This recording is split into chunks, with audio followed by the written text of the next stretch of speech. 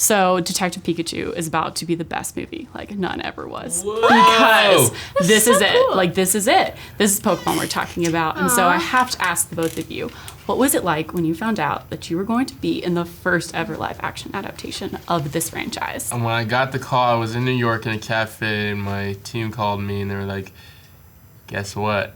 You got it. And I was like, oh, I was alone, and it was in a quiet cafe, so I was like, oh, that's so cool. Okay, bye, guys. And I was just like, and I packed up all my stuff, and then I went on the streets of New York being like, yeah, like a crazy person. But you can do that in New York. Oh, absolutely. I do it all the time. Yeah, there you go. When I got the call, I was so excited, but it was kind of daunting because at the same time I had Big Little Lies happening, and I couldn't do both.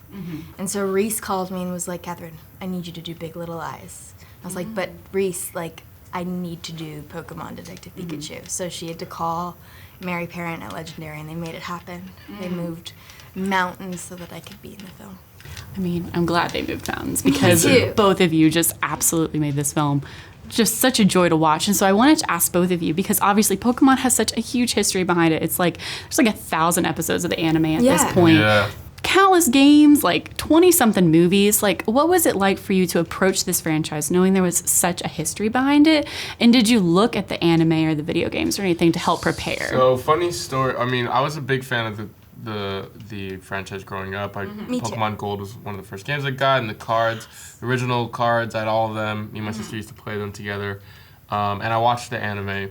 But in prep for this movie, I actually rewatched the anime, and I went back to the very beginning, the first 2 episodes. And in the first 2 episodes in the American dub, they say Pokemon, Pokemon. So I went to set, told everybody, hey, this is how you say it. It's Pokemon. And everyone was like, all right, dope.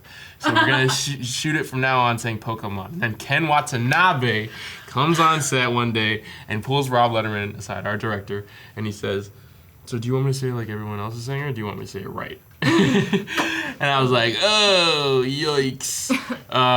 But apparently it's Pokemon.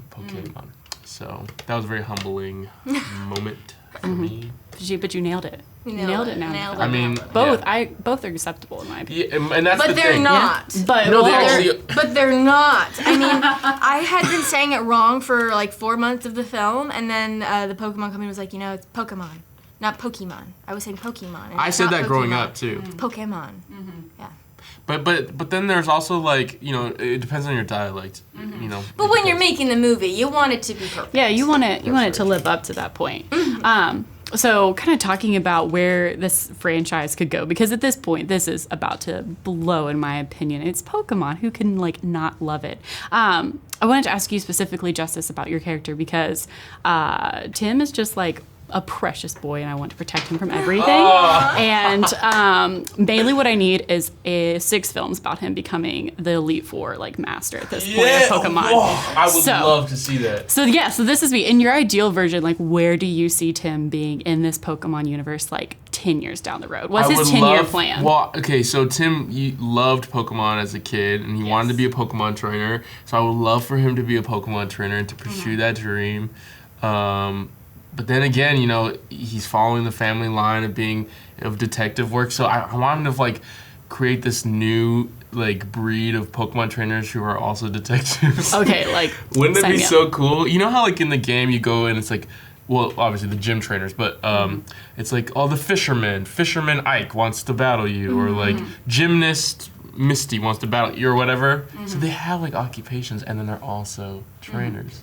It's kind of perfect. That's kind of what I want. And so for Kathryn, so Lucy's also just like a queen, and I am like, we'll follow her anywhere.